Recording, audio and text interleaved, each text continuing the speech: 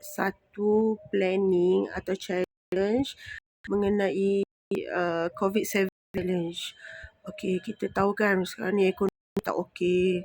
So, saya pun sekarang ni tengah fikir macam mana nak buat saving untuk diri sendiri. So, bila kita tengok kan, financial kita sekarang ni tak okey sangat. Dan saya ada terbaca yang financial yang sihat kena ada saving at least 2 years salary. So 2 years salary memang banyak lah. Saya kalau macam saya kan gaji RM2,450. You can see here RM1,450. So tahun kena dengan RM24,000. So saving yang patut saya ada RM58,800. Yang patut saya ada sekarang. So macam mana kita nak dapatkan duit banyak macam tu? Macam pening juga dalam 5 tahun challenge diri saya untuk dapatkan RM58,000 ni dalam masa 2 tahun. So target dia patutnya achieve dalam 2027. So macam mana kita dapatkan? Okey, ni contoh saya lah.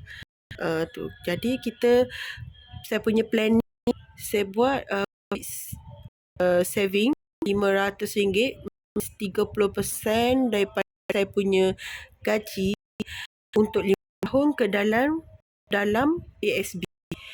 Sebab ASB ada dividen. So sekarang ni saya ada sindas atau baji RM10,000 dan ASB RM7,000. So macam mana kita nak dapat tu? Okay, kita pergi sini. Kat sini you can dapatkan tu ASB dividend thing. Kita nak kira mana nak dapatkan RM50,000 tu dalam masa 5 tahun kan. So tak 5% je. Sebenarnya ASB ni dia lebih. Saya dah ambil ASB loan 100k dalam tahun 2013. 8 tahun, almost 9 tahun lah. So dia akan ada bonus lagi untuk 1% biasanya untuk pemegang ASB yang lama lah. So kalau kita tengok yang pas kan 5%, saya ambil 5%, sebab 5, 6, 7. Yang paling tinggi saya pernah 8% dividen tinggi kan tu. So kita kira yang paling rendah 5% dulu ya.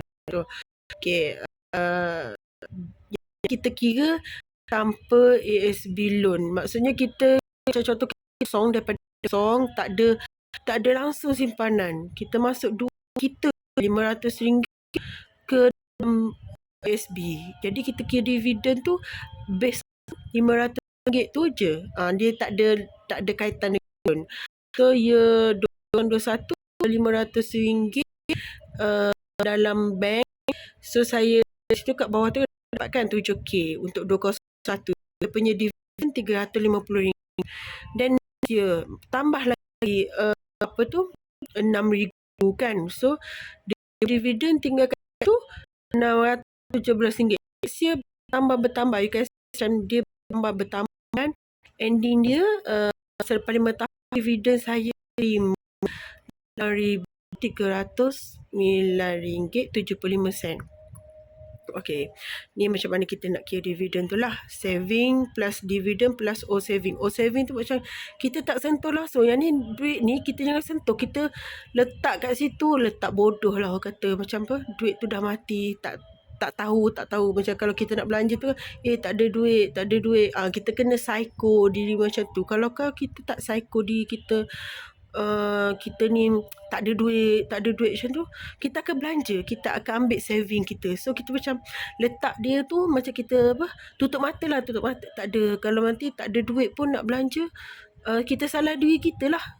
Siapa suruh tak manage kan? Siapa suruh belanja mewah sangat kan? Pada muka kau. So lepas tu kita akan train diri kita untuk disiplin, untuk menyimpan.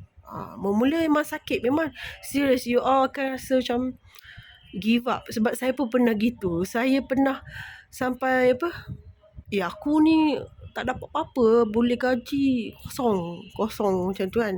Sampai satu masa punyalah psycho, saya buang semua Shopee, Lazada. Yang tu racun bagi orang yang nak menyimpan. Sebab kita apa, sebelum gaji kan kita add to cart. Oh my god, add to cart lah bahaya sebenarnya. Jadi untuk saving ni memang you all kena psycho diri you. Macam you kira macam apa, kira matilah duit tu. Boleh gaji 500 masuk ASB senyap macam tu je. Tunggu 5 tahun. 5 tahun bila kita kira secara manual, actually dia akan lebih daripada apa yang saya kira ni. So macam ni kan, saya kira ASB saya akan dapat 40,000 lebih something macam ni kan. So yang ni macam simpanan saya untuk 5 tahun, 500 kali berapa tahun berapa bulan. Okay, kini 500 tu sebulan kali dengan 5 tahun, RM25,000. Lepas tu ni dividen dia. Dividen dia banyak ni kan yang kita kira tadi kat sini. Lepas tu ni yang duit yang saya ada pada tahun 2021, 7,000 tu kan. So bila kita total up ni, kira kasar loh. Kalau Terengganu panggil locong. Kita kira benda kasar, kira tak perfect sangat lah sebab manual kan. So kita akan dapat 50,000, 309.75. So saya ada upload satu application calculator, financial calculator, yang tu bagus. You all boleh kat situ. Jadi bila saya kira untuk ni, actually saya dapat dalam 54,000 ke 55,000. Okey lah, macam target saya 58,000 kan. So saya boleh achieve dalam masa 5 tahun dalam 54k. Tu tak sentuh, jangan ambil pun dividen dalam ASB selama 5 tahun. So pada tahun 2027, di usia 37 tahun, saving minimum yang saya ada RM50,309.75, tak termasuk KWSP. Okey, ni macam ni khas untuk COVID saving. Macam kita tak tahu kan gaji kita macam mana, kerja kita macam mana next kan. Ni just planning. Tak salah kita simpan dari awal. Kalau tak kena buang kerja, Alhamdulillah. Kalau kena buang kerja, macam mana nak cekau duit tu, nak bayar kereta, nak bayar rumah, anak nak sekolah, nak tuition, susu, pampers semua. Api air, Astro. My God, banyaknya tanggungan. So kita kena menyimpan, tak boleh boros. Kita kena ukur baju di badan sendiri. Kita tak boleh ikut orang. Kalau orang tu dah pendapatan dia 10,000 kan, kita pendapatan kita contoh 5,000, separuh daripada dia. Takkan kita nak ikut lifestyle dia. Lagipun kan, tak rugi kita menyimpan. Sebab kita tak tahu ke depan tu macam mana life kita kan. Kalau you gaji bulan ni habis, sebenarnya yang tu bahaya. Untuk you. You kena try untuk simpan. Kalau tu macam kata macam alah tak sempat. At least RM1 satu hari pun you try simpan. RM1 satu hari pun okey. At least you menyimpan. Yang ni untuk yang macam saya dah capai apa yang saya nak.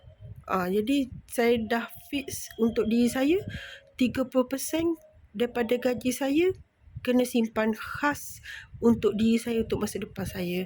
Sebab kadang-kadang kita ni bila tua tak apa, kita ada anak boleh jaga. Cuba tengok keadaan sekarang. Kita boleh bagi kat mak ayah kita berapa?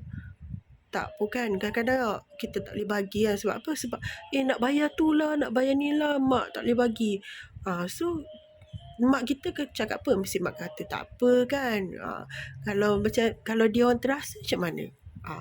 Lepas tu kita kena latih diri kita macam tu. One day kita akan tua. Kita tak tahu mati bila. Yes, betul. Tapi kalau kita sempat tua, kita sempat berusia sampai 70 tahun contoh, kalau anak kita tak mampu bagi kat kita, kita mesti terasa kan, aku nak makan apa? Anak tak nak tolong kan. Sedangkan anak pun tak sempat. Mulut dia pun dengan keluarga dia pun tak sempat. So at least kita ada something untuk diri kita. Untuk kita tak apalah, mak ada duit lain, mak boleh makan duit lain. Contoh tu saya punya pendapat lah. Sebab sekarang ni zaman payah. Zaman yang tu lah. Sebab my parents macam tu, dia dia planning macam tu dan saya ikut perangai mak ayah saya lah. Dia orang buat planning, memang saya tabik. Memang saya macam selut dengan mak ayah saya sebenarnya. Saya tak kata mak ayah orang lain menyusahkan anak ke tak. Macam daripada mak ayah saya ni, dia macam dia cakap, tak apalah, penuhi apa keperluan, urus rumah tangga dulu. Mama ni tak apa, mama ada duit. So dia faham keadaan anak dia kan, macam kita ni macam mana. So saya belajar kat situ. So macam sebenarnya kita sebagai mak ayah ni, kita jalankan tanggungjawab kita dan kita tak boleh mengharapkan pada anak kita untuk membalas. Maksudnya macam dari segi, kalau anak kita ada lebih, dia berilah kan, sebab masing-masing ada tanggungjawab dan berat. Itu yang saya belajar pada mak ayah saya lah. Mama papa saya memang terbaik lah bab macam ni kan. So saya bersyukur sangatlah dapat mak ayah macam papa mama saya. Okey lah, sedih pula. Okay, bye. Nanti kita upload satu lagi video mengenai retirement challenge. Okay, bye.